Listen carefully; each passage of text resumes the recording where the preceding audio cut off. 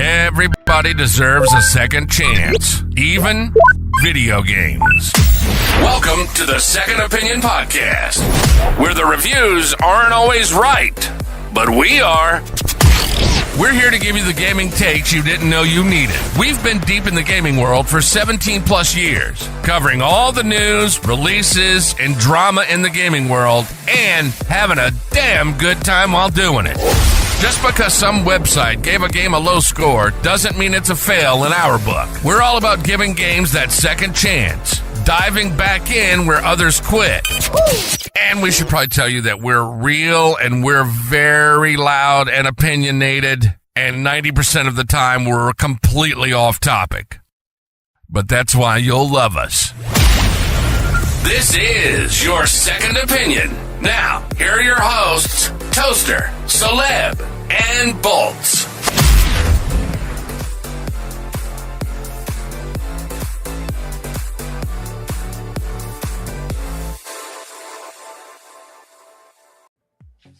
Welcome back to another episode of the Second Opinion Podcast. I got to get that thing updated to where it just says you're listening to the Second Opinion Podcast.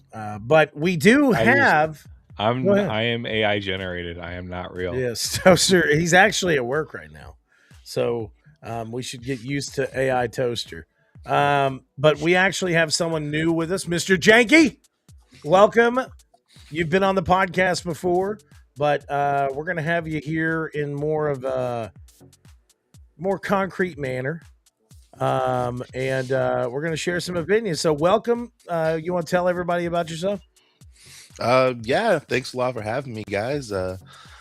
Not sure too much what there is to say. I've been contributing to the Cinelinks for about a year or so now, putting in like reviews and stuff like that, and it's just kind of excited to be here to spread some more opinions in as many avenues as possible. That's what I'm talking about, especially Second Opinions. But we're here with Toaster McGee as well, the Second Opinion Guild Master. How are you, sir? Good. How about yourself? I'm good. I forgot to also say, Janky is the CEO. Cool guys everywhere online. So it does say that on my name tag. It does. And that is a very good business. I heard 5 stars. Yeah, I heard very good Yelp reviews through the roof. Nobody complains. And if they don't do it long. Right.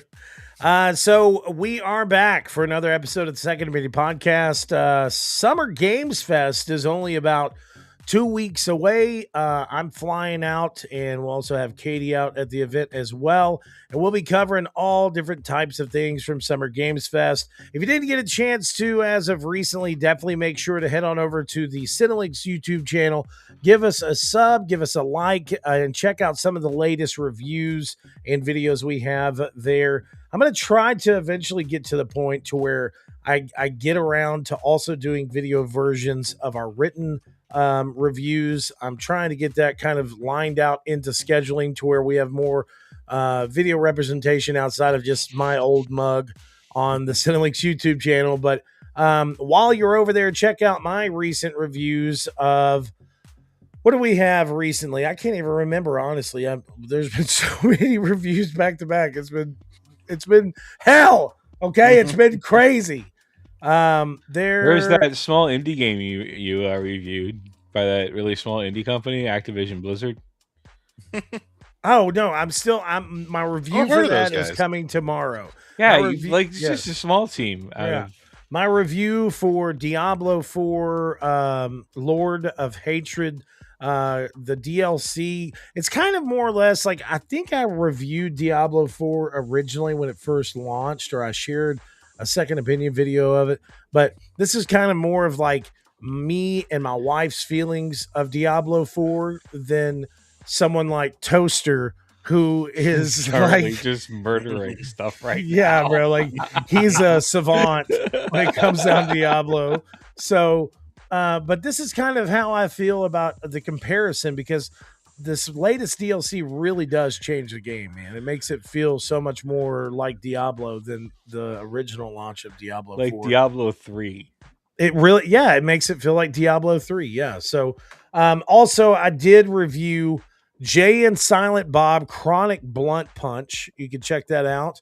Oh, is that out? It is available for $19.99. Is it worth it? It totally looks like it'd be worth it. I think it's totally worth it. I'm probably gonna get it. Like, there's a couple of little issues that I saw with it, like that's something that they could probably iron out with patches. But whenever I was playing it, some of the characters, as you were interacting with them, they were like lower quality than your own character, and it seemed like it was some type of program issue or a coding issue or something that just didn't upload the images of those characters in high resolution. So, but also I reviewed Invincible Versus, which was a pretty good game, and of course I felt like crap because like I review it. And then like Janky was kind of like typing up his review as well. And he's like, oh, I typed something up or whatever. I was like, oh, I did a video review. He's like, oh, okay, go ahead and get that posted. I'm like, all right, I'm going to get that up. And then I go back and I'm like in the back end of the site and I see Janky's review and I go and read it. And it's a fucking masterpiece, like masterclass review. And I'm like, oh my God, I'm a piece of shit. I wouldn't go that far. I just, I played a little bit and I had some opinions, you know? Yeah. So him and me both agreed. We get, I gave it a 4 out of 5. He as well was planning on giving it a 4 out of 5. And then of course we had Mouse PI, for hire. We had Pragmata. We had Resident Evil Requiem, all different types of games. There's like 4 other reviews that are coming this week. And I did share my hands-on impressions of the new 007 First Light. I was able to fly out. I got flown out by IO Interactive to California to be one of the first people to get my hands on the game. I got to play it for 4 hours, and it was a fascinating experience. So definitely make sure to head over there and check that out. So enough about me. Now I want to hear about you guys. Outside of what you're playing right now, Toaster, you beautiful man wizard, what have you been playing? Has it just been Diablo? Have you been playing WoW or? It's pretty much been Diablo 4. I got really deep into the Hammerden endgame build. Yeah. Which is it's a lot of fun. Yeah. I also downloaded Tainted Grail: Fall of Avalon. Tainted Grail: Fall of Avalon. Yeah, it's like weird King Arthur dystopian King Arthur legend type thing. Yeah. Sounds still trying to develop an opinion on it. It's weird because it's like trying to be different but trying to be Skyrim at the same time. Yeah. I was just about to ask, is it like, and it's just Skyrim with knights, or is it something new? No, it's pretty much Skyrim with knights and like a weird Cthulhian twist on King Arthur. Okay. And this strange, I don't know, it's weird. But yeah, it's been primarily Diablo and WoW. I'm running a Proud Warrior. It is Skyrim. Oh my God. Yeah. I just saw the guy sitting down on a log. It's the first thing I thought of. This is Skyrim. This is a DLC for Skyrim. And I'm just waiting for that He-Man beat 'em up game to come out because, like, they've nailed that retro modern style with these beat 'em up games, like with the Cosmic Alliance, the Marvel game that came out. Oh my gosh! It's like the G.I. Joe one that's coming. Like, just keep feeding me those games, please. Like, I love a decent sized game. Like Diablo 4 is fucking gorgeous. I love playing the end game. It's a lot of fun. I love sitting down playing a game like Fall of Avalon or something and getting into a story. But man, there's something about like I just miss like the 16-bit side scroller like experience. And I'm really glad to see that there's like these retro games like that coming back. So you miss the 16-bit assassin side of things. Possibly. Old show that was one of the greatest. I'm waiting on it to return. But Janky, what have you been playing? Oh man. I have been going through for the first time Sekiro, Shadows Die Twice. Oh, I Oh, that decided to game is finally put that sick. one set down and go, I'm gonna get through this. I'm probably 60% of the way through it ish. Um I don't know how far you guys have gotten or have played, but I got to I just beat the double apes, the double guardian apes, which is a really fun fight. They give you this one guy as a previous boss, and you're like, wow, that was really hard. Oh wow, that was like even harder than I thought it was going to be. Okay, that was a real pain in the ass, but I finally beat it. And you kind of turn the corner, and the next thing you know, you got to fight that guy again plus his buddy, and I that's don't when see things it get really as fun. beautiful as this game is. I don't see how anybody was able to play it because I'm telling you, bro, or I just suck at video games. Dude, Because when you my beat a God. boss in this, like when you, I finally understand it because I couldn't get into dark, like for the longest time I couldn't get into Dark Souls. Then I started playing Elden Ring, and I beat Mhm. my first boss in Elden Ring, and then I was like, oh, and then I went back and started playing Dark Souls. The endorphin hit that you get when you Oh beat a yeah. boss in one of these games makes, but it's funny because like my wife was really trying to get me to start playing Elden Ring. She's like, how come you're not playing it? I'm like, because it took a lot of conversations with you to get that 4K TV, and I guarantee you if I play Elden Ring, we will have to have another conversation about why I need another 4K TV, while I'm also explaining to you why the PlayStation controller is currently embedded in the present 4K TV. Right. See, There I are just definitely some moments where you just want to. Like, yeah, that's what I was trying to dude, click. every time I played those games, dude, and it never failed. I would mess up. I would lose a crap ton of souls, and without ever failing, you would just hear me go, "Okay, that's enough of that for Yep. today." Yeah. You hit that point where you're just like, if I take like one step further, I'm into actual anger, so I'm just going to quietly say, yeah, no, I'm good. I'm Yeah. done for the day. When I But played yeah. Bloodborne, you heard me constantly repeating, "Don't get greedy," because I would try to get that one Understandable. last hit in and just get destroyed. Yeah. Yeah. I'm You're just so bad right at though. them. I'm just bad at them. But I mean, you've gotten somewhat like far into the game. You've been enjoying your time with it. Yeah, so far so good. It's like it took me a while. The first time I tried, I bounced off. Like you said, I was like, I'm bad at this game. I can't do this. I do not possess the skills required to beat this game. And then I tried it again like a second time a few years back, and I got a little further, and I was like, maybe I can. Maybe I have the ability. So now I'm like, I'm gonna do it. This time I'm gonna actually do it. And I've gotten as farther than I've ever gotten, and I'm having a good Awesome. time with it. All those pain points from before, some of those early bosses that they consider like the wall. That's like, if you can beat this, and you can beat Sekiro. Like the first time, I struggled really hard. This time, I blew right through it. I just walked up to that guy, and he's like, "I will defeat you," and I said, "Oh, will you?" And just stomped him. I think like two tries, and I was like, "Oh, I think I get it now. Get it now." Yeah. I'm still stuck on the dude that opens the gates on the Hmm. horse. I think he's like the third boss. Yeah, yeah, Gyobu. He comes in and announces his name very loudly and proudly. Yeah, he's an arrogant dick. I hate that Yeah. guy.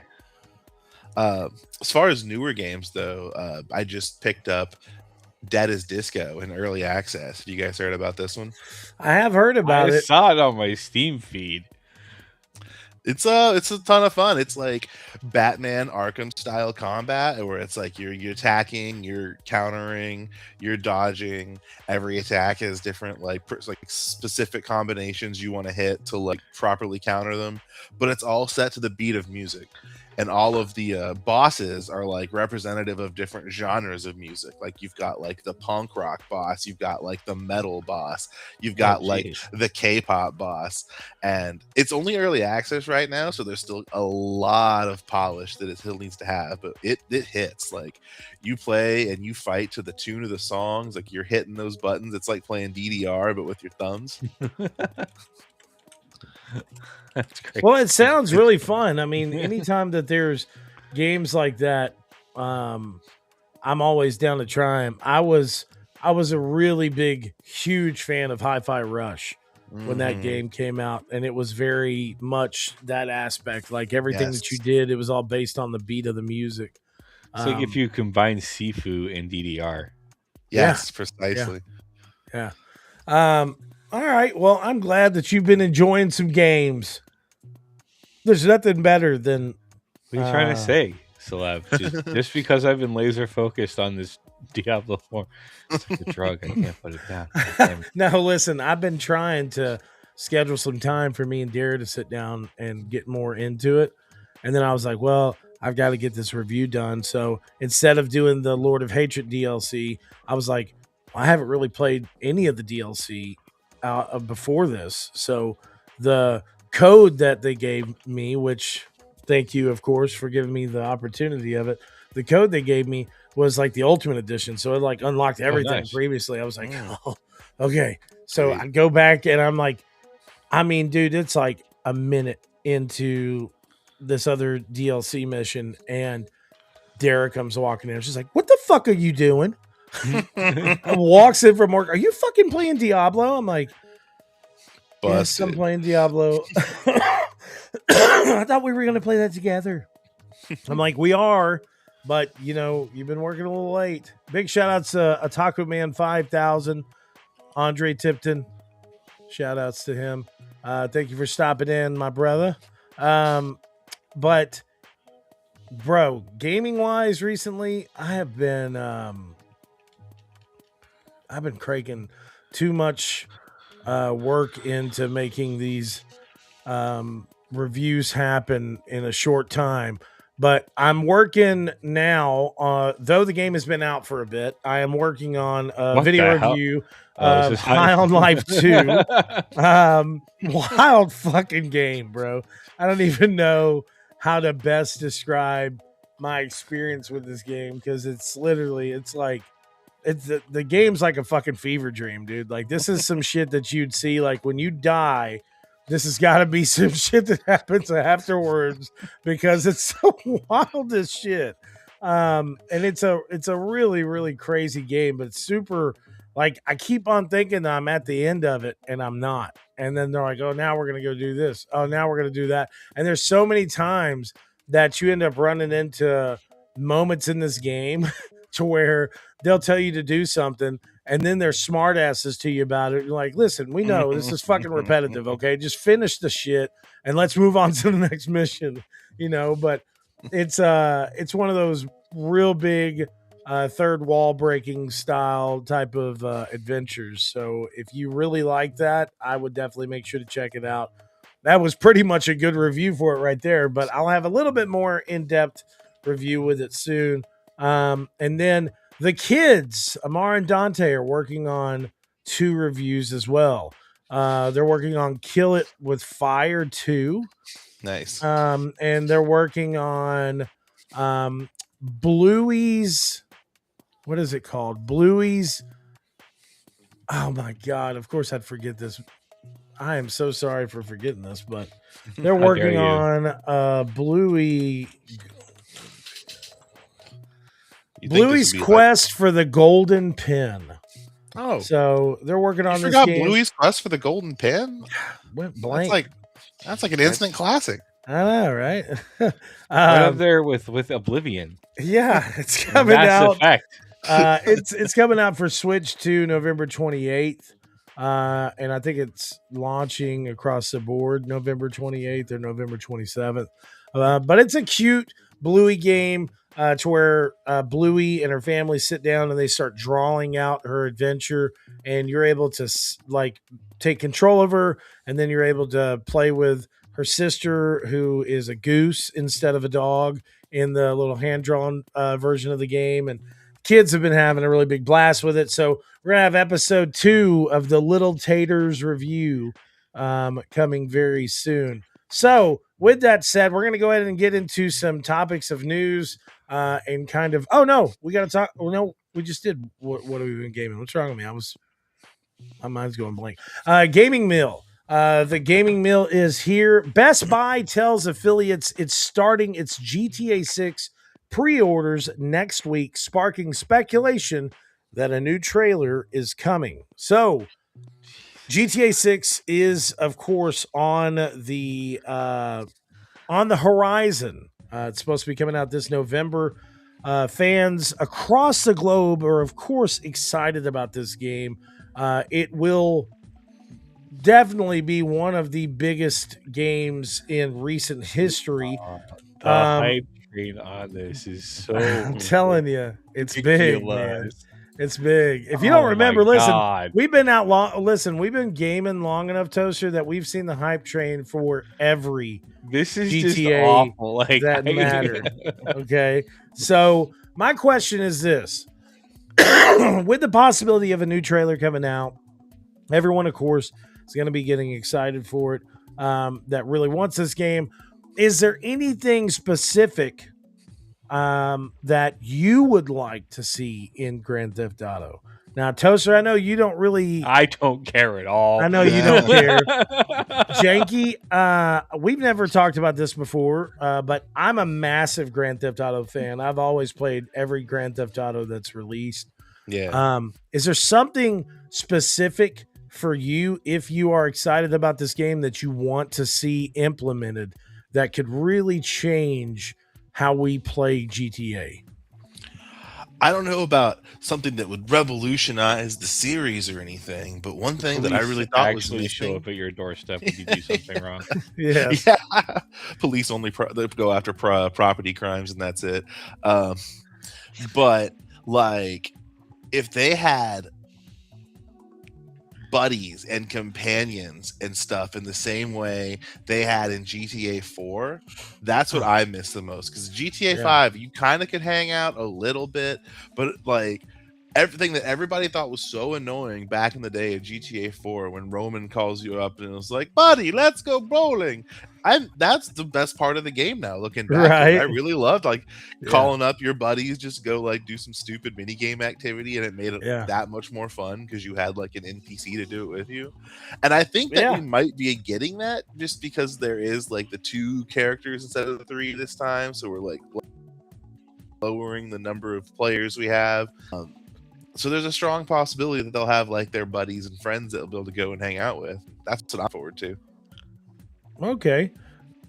I'm not even going to try to ask Toaster. You just keep on demolishing demons over there. Well, no, it's fun. I'm trying to like, and you know, it's all because of Vice City.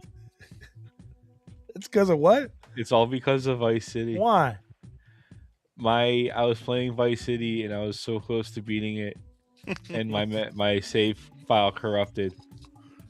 You were playing it on PC, weren't you? I was playing on the PlayStation back in the day, and like I never went back. I was so pissed that I never. I mean, that's understandable. I would have probably done the same. I tried 5.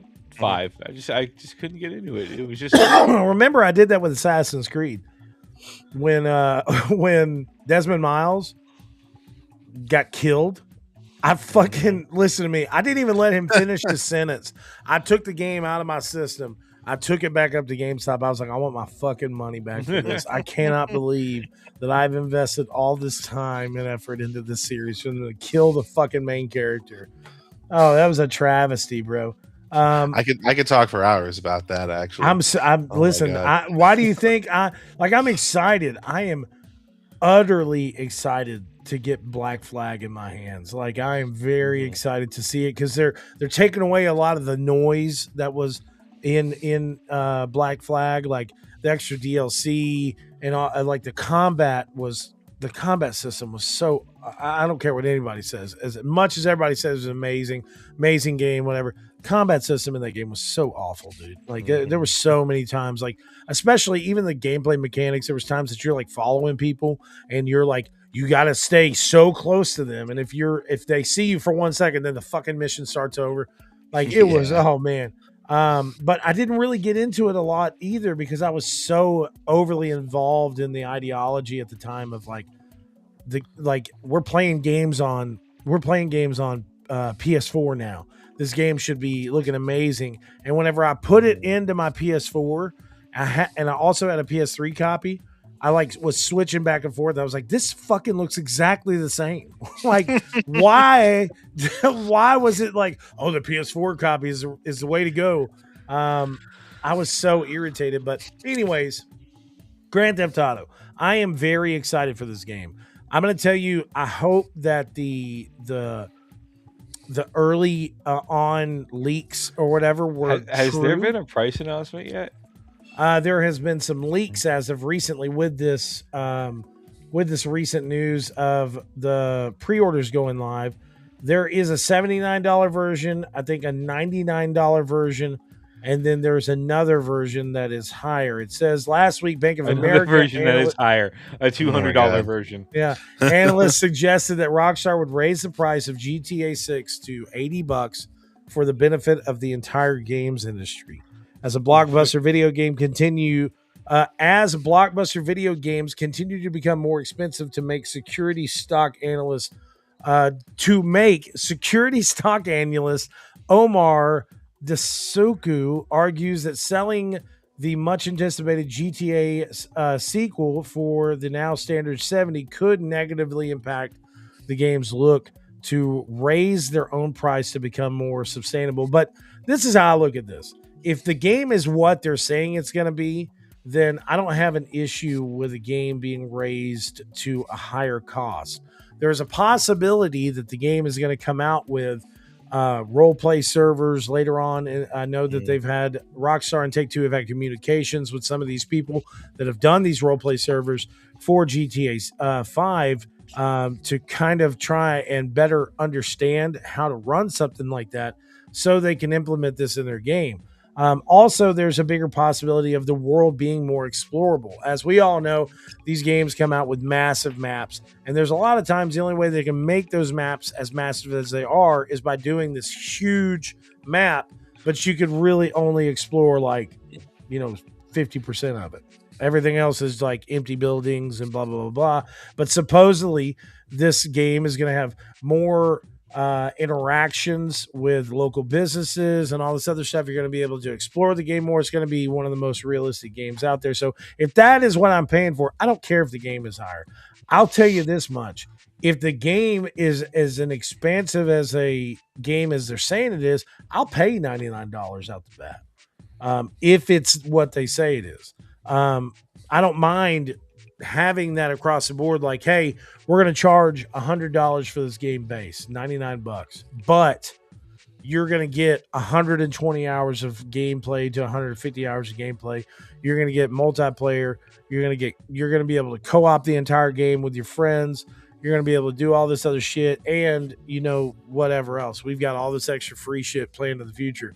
Just as long as I know it's from a company like Take-Two, I'm okay with that, because look at Take-Two's track record with online gameplay. I mean, GTA 5 online is still one of the most massively online played games out there. I mean, there's such a massive amount of gamers that are playing that, streaming it every day, doing role play server gameplay, doing all this other stuff. So I think that Take-Two is just going to look at it and be like, hey, if we can jump onto this and then use some of these, role-playing servers as, hey, you pay an extra, you pay $4.99 a month for Rockstar Plus, then you can have access to this certain amount.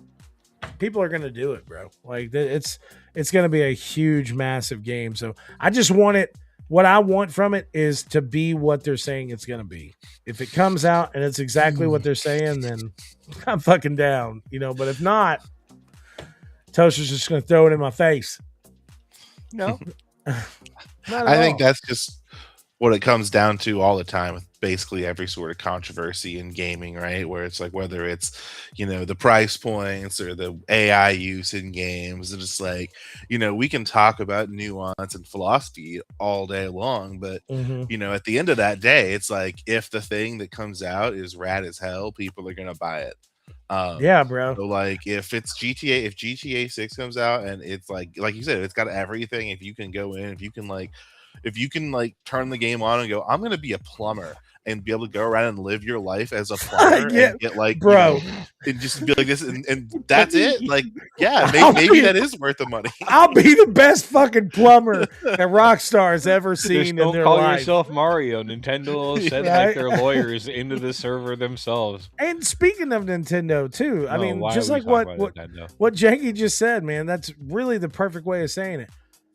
If you polish a turd good enough and make it look like a golden turd, people are going to want it. Okay, That's so not true. EA has tried, and no.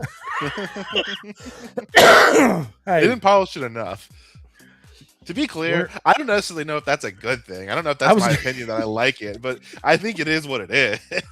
I was going to say, are we talking now? What are we talking about with EA? Are we talking about Anthem? Or are we talking about like involved with fucking EA? By the way, look, I lost my headphone cover. I didn't even like. I was literally just sitting here thinking. I was like, "Why am I headphone feeling?" I'm just bitter because they're not reviving the Dead Space trilogy, and I really would like a new SSX game, please. Who isn't? Oh my gosh, yeah. They're more focused on other things right now, Toaster. Okay. Yep. I was just trying to sit here and think like what the last EA game I even played was. Toaster? Hold up. I'm sorry. Don't you just nonchalantly say, yeah, like sucking. Oh my God. I'm sorry, Jakey. What were you saying? Nothing. That was a calculated turn, honestly. I was agreeing. Fuck him. No, I don't know, man. Speaking of great companies, though, we'll transition into the next topic. Capcom just sold more games than in any year in its history. I mean, what the fuck? I've been saying this for years, though. Capcom has been knocking shit out of the park. Business for the business year ended March 31st.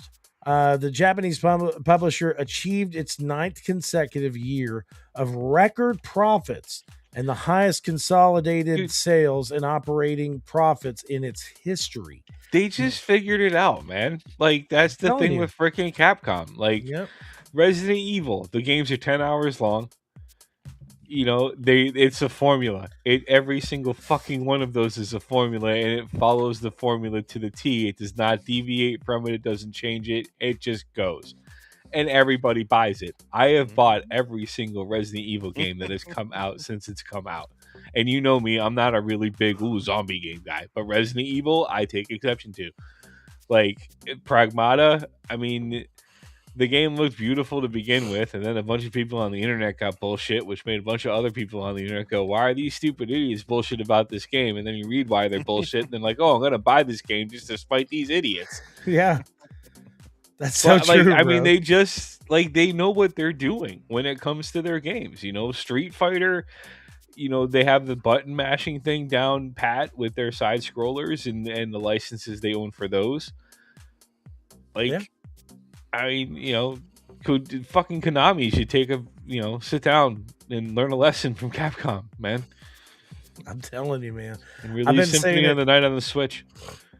I've been saying it for a while, and I don't know. I don't know if it's exactly what Toaster said for sure, or if it was just if it's just the fact that they, you know, they've literally found out the secret of game development. But Capcom has consecutively made banger after banger after banger after banger. In total, Capcom has sold 59.7 million games during their business year, up from 51.87 million the previous year. The figure was driven overwhelmingly by sales of Resident Evil games. Notably, Resident Evil Requiem released in February and sold nearly 7 million units by the end of March. Capcom said 83.7% of its game sales came from the older catalog, while 93% of its games were sold digitally across the board. So it says also, looking forward, the company said it anticipates net sales of 210 million yen and operating profits of 83 million yen, which could result in 10 consecutive years of record high profits. You know what I would like to see Capcom revisit? And I don't know if either of you remember this game, but it was an arcade game they did based in Dungeons and Dragons. It was the Chronicles of Mystara. And then the other one that was part of that. But I would love to see them revisit that game. Those are just like old school like beat 'em ups, aren't they? Yeah. Yeah, they're great. I'm looking it up. I can't spell. Chronicle of Mystara. It's Mystara. ST. What is it? ARA. Oh, is it Mustaria? MYSTA. Yeah, that. Mustaria. They got us there. These One second, algorithms are what guys. we want. Yeah, I found it. This was actually. Wait a second. Oh, this was 13 years ago. Yeah, they had it. They released it on the 360. What do you, Janky? What do you think about the overall catalog that Capcom has released recently? Capcom is one of those companies that I'm always coming back to, whether or not I realize it, because it's just like, I want to play a fighting game. Oh, well, I've got, Street Fighter. Oh yeah, that's Capcom game. It's like, oh, I want like a cool action game. It's like, okay, let's play Devil May Cry. Oh yeah, that's Capcom. It's like back when I was a kid, it was like one of my favorite games was Mega Man. Guess who made that? Right? Like, right? It's kind of been this like sort of, when we were first brought up this segment, I was thinking about like thinking of them as like a dark horse, but like they aren't a dark horse because they've been around for so long. And like anytime they do something that doesn't really hit, you just kind of forget about it. Like they just kind of go, okay, well, we'll just kind of sweep that under the rug and make another mega hit. Like I personally have been waiting for another sequel to Exoprimal for years now. Oh yeah, 2-ish years, but I loved that game. That game was so cool. That game got axed like within months. Bro, I heard a lot of people talking shit about Exoprimal, and I had some people message me on my review of Exoprimal, like people commenting on our video review saying how much did Capcom pay for this and blah blah blah whatever. Exoprimal was great.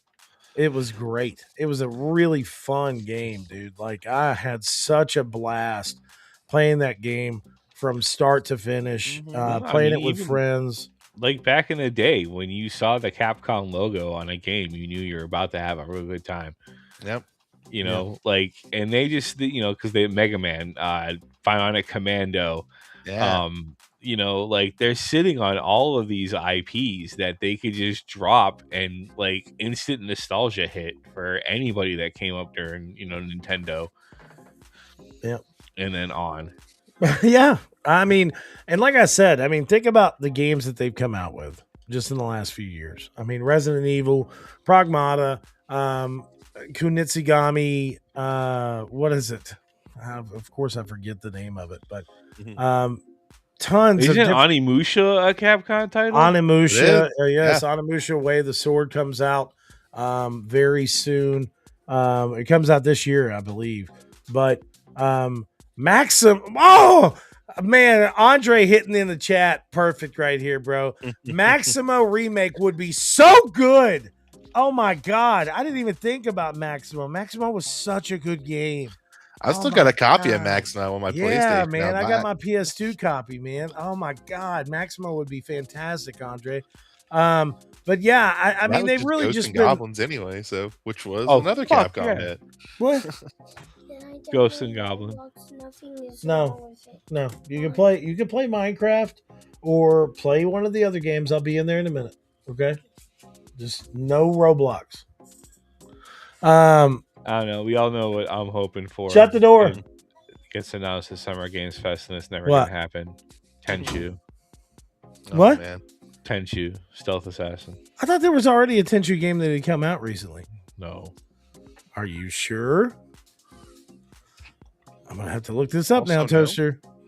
I swear. I'm pretty sure there was something. I don't think so.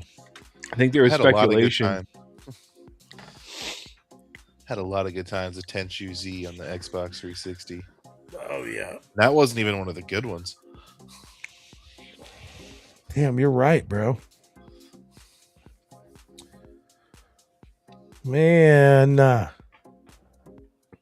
it's really been that long since the Tenchu game came out, huh?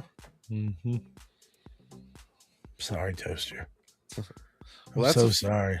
developed by From Software, isn't it? Like they've got other things on I their think mind. so. Yeah, yeah, they do. I'm gonna tell you something. No, it's never gonna happen. Never mind. I'm not gonna tell you nothing. Anyways, Andre said I'm such a Capcom fan. I agree.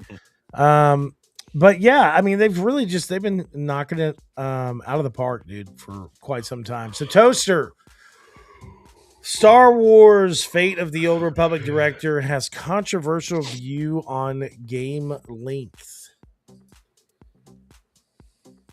Well, I heard about this. Yeah. You know what? At Casey least give Hudson. me 70 hours. Let's see what they said.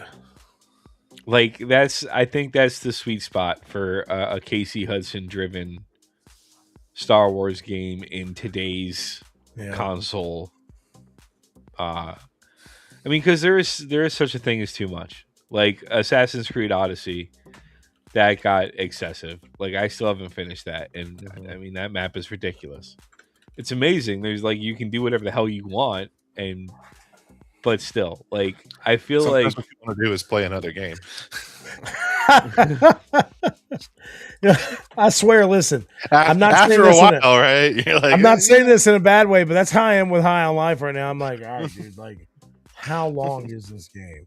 I really didn't think it was going to be this long, but I do agree with you, Toaster. It says here that Casey Hudson was interviewed by Bloomberg recently and says bigger isn't necessarily better. If I'm excited about a game and then I find out that it's 200 hours long, even if I have no ambition to actually finish it, I wonder if I put in 20 hours into it, will I even be able to be out of Act 1? A lot of players just want to play something and finish it. I don't think that's a bad comment. I mean, I think that is a very fair comment. That hold on. Sorry. Had a little bit of an issue. I was holding down my mouse button for some reason. But I think that's a fair comment because I do agree with that. Though I love expansive games and I love it whenever like it's got a really in-depth story.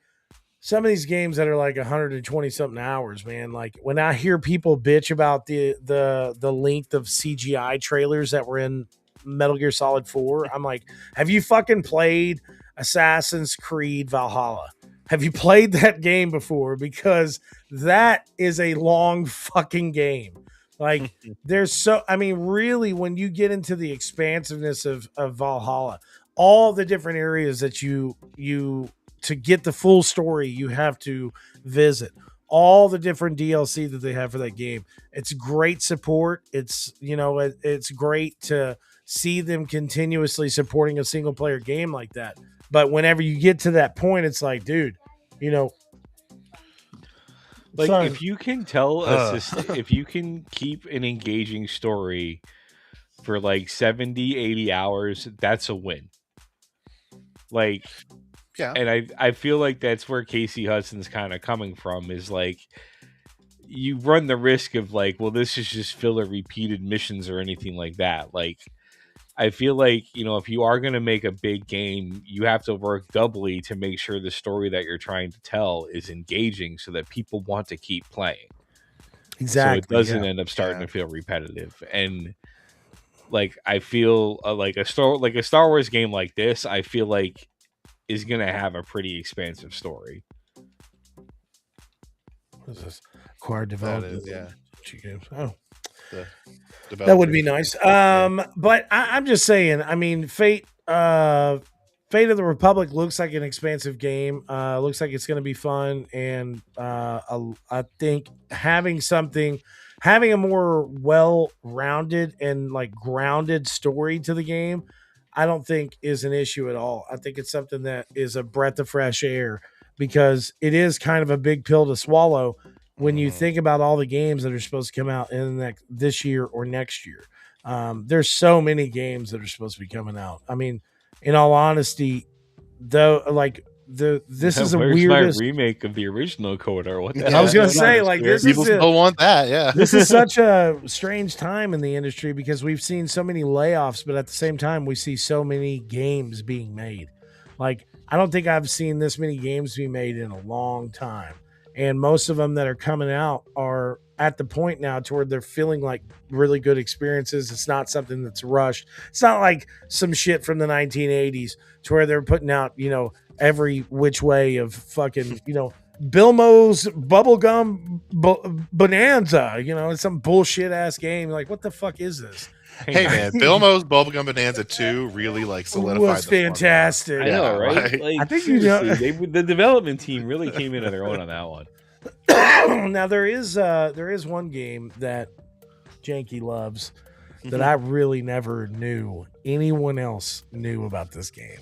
Oh god, which and one? I think he might have known the kind of reference I was making, but it's a little Bubsy game. Yeah. That I played Bubsy originally on the Super Nintendo from a rental that we got for free from JJ Videos back in like 1996 or something. I can't even remember. And I was like, what is this? So it's a cat that you just go around and you pick up all the yarn.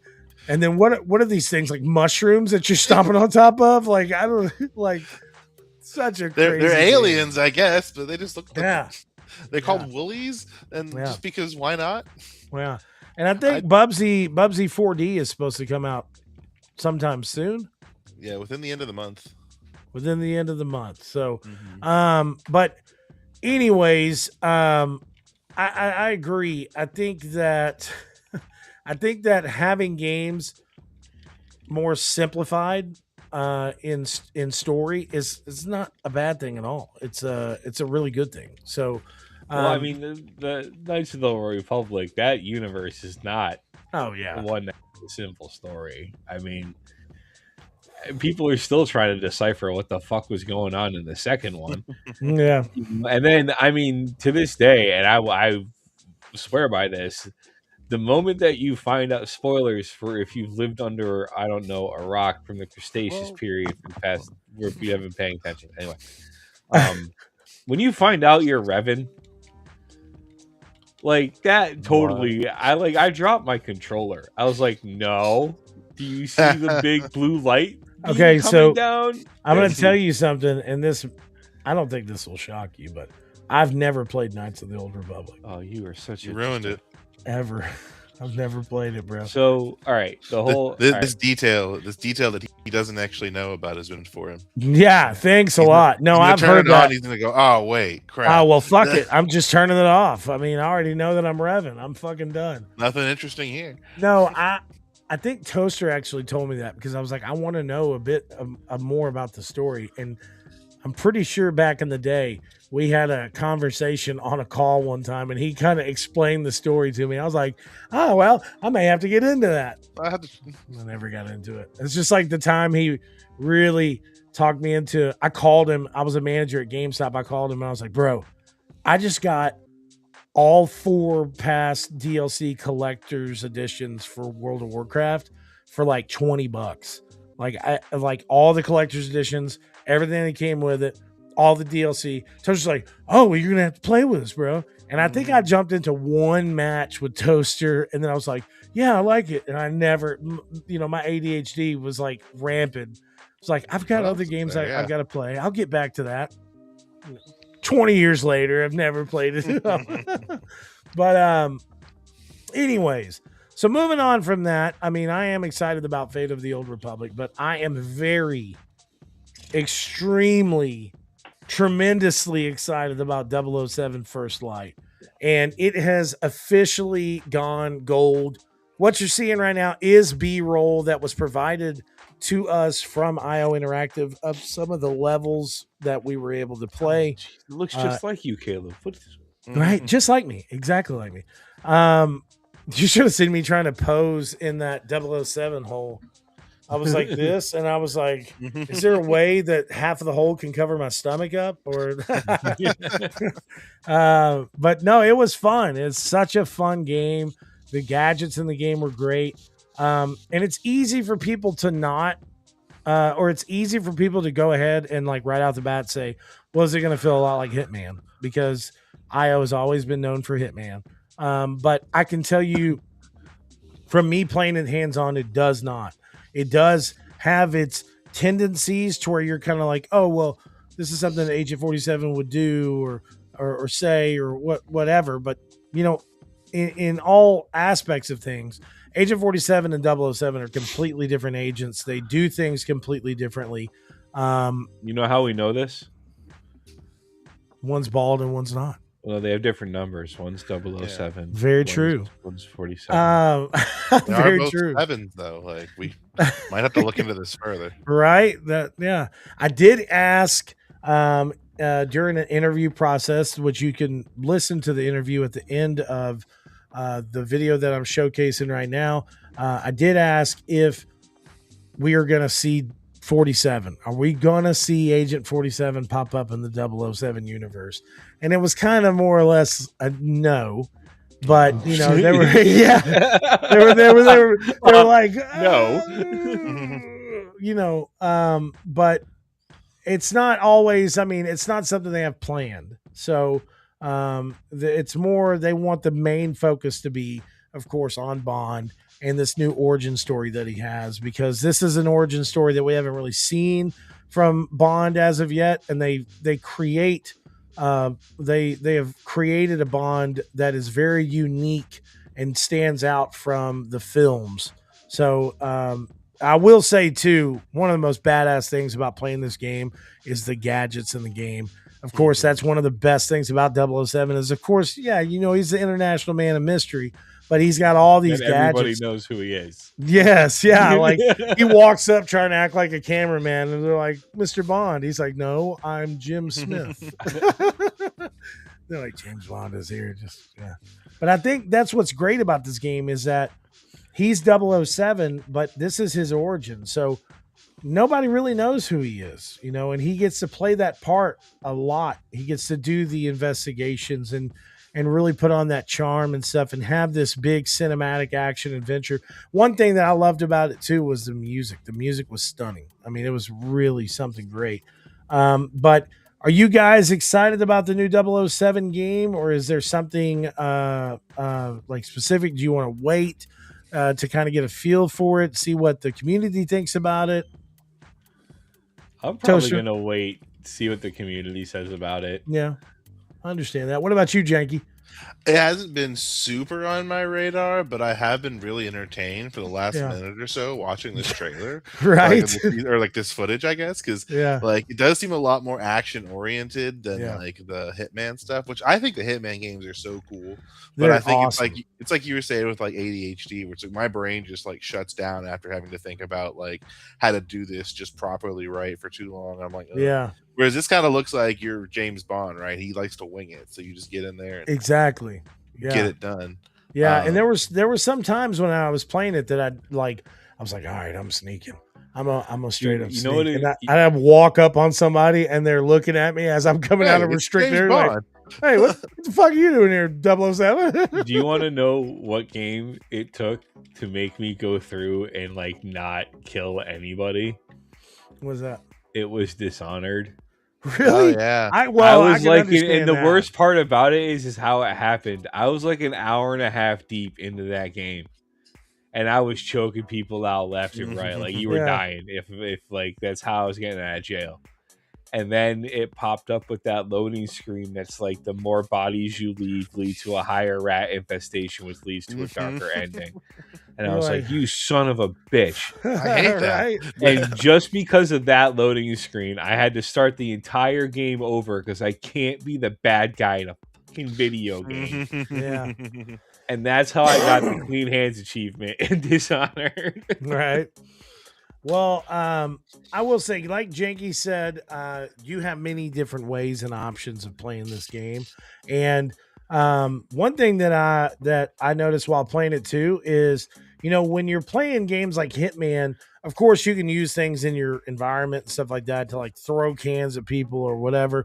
But the environment was actually really fluid. Like if you're running with a guy and you get too close to a wall, kind of at an angle, Bond will like as he's holding that dude, he'll put his hand up and like try to push himself off the wall while shoving someone's head into the wall at the same time. Those little small realistic additions kind of breathe that breath of fresh air into combat and like action and adventure and excitement. And I was really impressed with it. So my long-winded moment here is over. The game is officially now gone gold. We're only Game comes out on the 27th, so we're only right at 2 weeks away from the game. Very, very exciting. And Is it on you Game can Pass? no, nothing is on Game Pass anymore. If you don't know, everything has changed. Nothing's gonna ever be on Game Pass anymore. You got to start paying for your games again, Toaster. Okay, new Microsoft is here. Glad I Hey, canceled my this is subscription. the main game that I'm excited about that's coming out, bro. Gears of War Yeah. E-Day. I'm very excited for that game. So When is can't that launch? wait. I don't know. Something in the June next something? couple of Isn't months. it June? June. or Super July. excited, but whatever. Yeah, really excited for it, but who knows when it shows up. No, this is just used to the studios of like, well, when's it coming out? When it's done. When it's done, yeah. That's When what it's I'm done. trying to like. I'm trying to get that in my mind, but and then I realize I'm like, I'm pretty sure I put it into review something like that. Zen and the art of game development. Yeah, exactly. So we're at the end of our show. We're gonna do some second opinion game recommendations.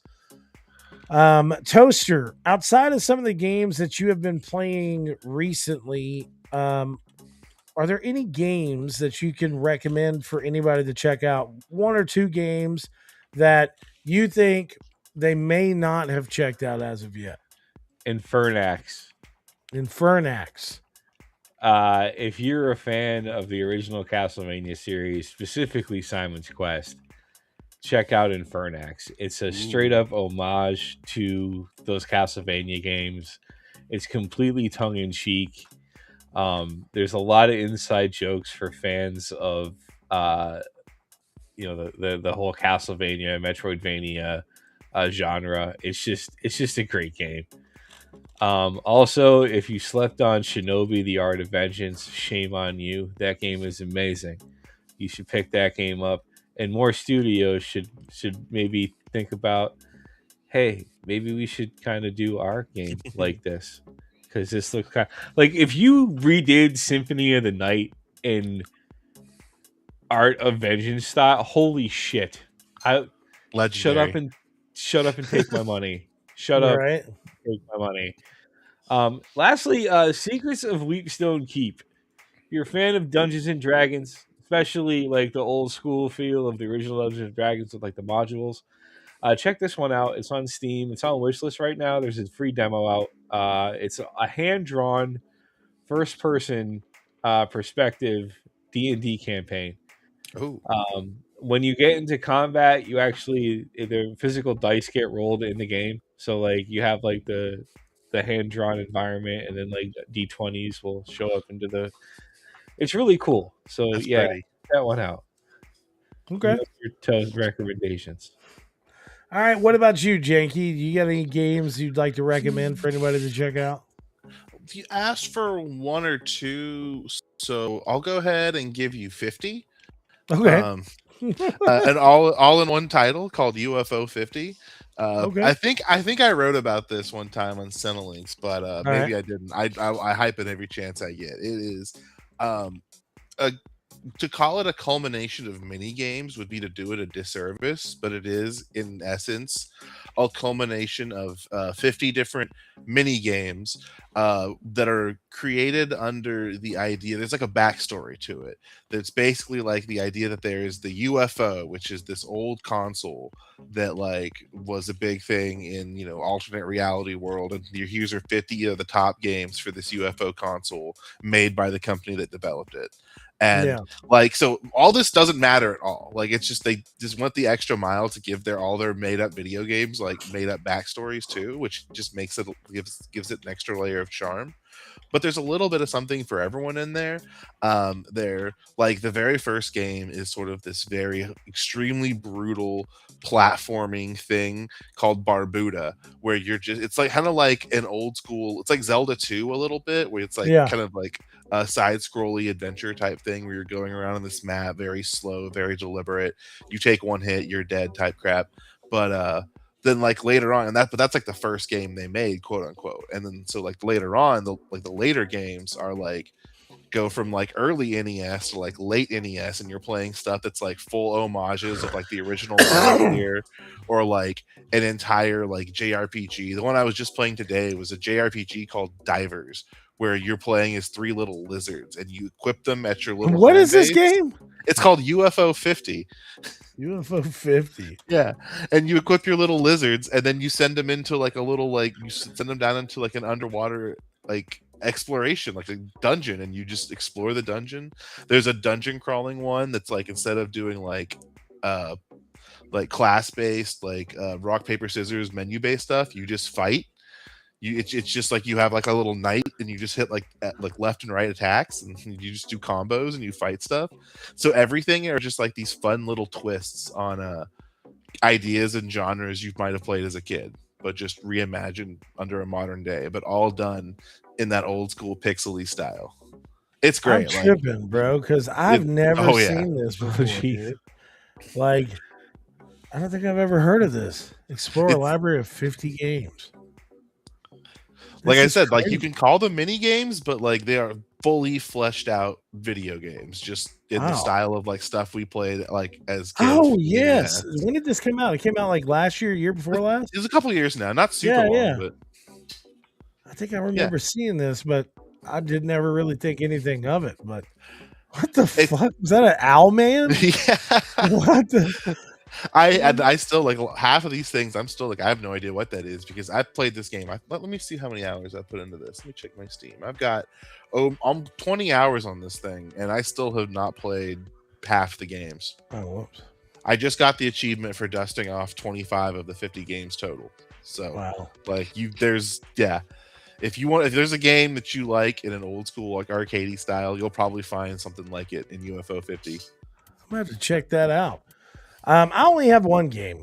If you're new to PlayStation and you've never played it, it only came out roughly about 4 years ago, but it is still one of my favorite games that has ever been made. Ratchet and Clank Rift Apart. Such an amazing game. If you really want something that just feels like a Pixar movie come to life on your console, this is the game for you. It has got such unique weapon styles, a really great story. Probably the most expansive story that they ever did for Ratchet and Clank. And Insomniac, I'm just going to say, okay, of course, we're excited for Wolverine. All right. But if you keep on posting these gosh darn teasers on your social media about Ratchet and Clank, I'm going to lose my effing mind, dude. Like every once in a while, it'll pop up and it's Ratchet sitting there with a cup of coffee, or Clank sitting there doing something. If they announce a new Ratchet and Clank game, I will lose it. But anyways, Ratchet and Clank Rift Apart, definitely make sure to check it out. If you got PlayStation Plus, it is free to play. It is one of my favorite games. An honorable mention, I'd say go back and play BioShock Remastered Collection. It's another one of those games that just sticks with me that I can download and play however many times. I think one of the upcoming games for PlayStation Plus for free that is an expansive story mode game too is Red Dead Redemption 2, which I know has popped back on and off. But if you haven't played that game, that's another one hell of a story title. But this is the end of our show, guys. Episode 393 of the Second Opinion podcast has come and gone. Big shout outs to Mr. Janky for popping in on this show and kind of an introduction to him because he's going to be on here a lot more often. Being one of the co-hosts of the Second Opinion podcast, we're very glad to have him. And of course on cinelinks.com as well. He does some really great stuff over there. So make sure to check out his articles, his reviews. And I would love to do another gameplay session with you guys. I remember we did one for Fire Team. The Fire Break. Yeah, we gotta, man. I still think that game rules, by the way. It really is a good game. I said Fire Team.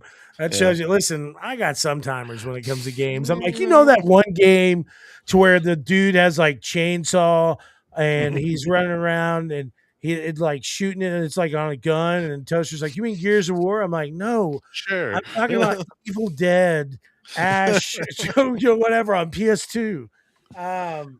But I'm just glad to be back podcasting, and podcasting with you guys is always great.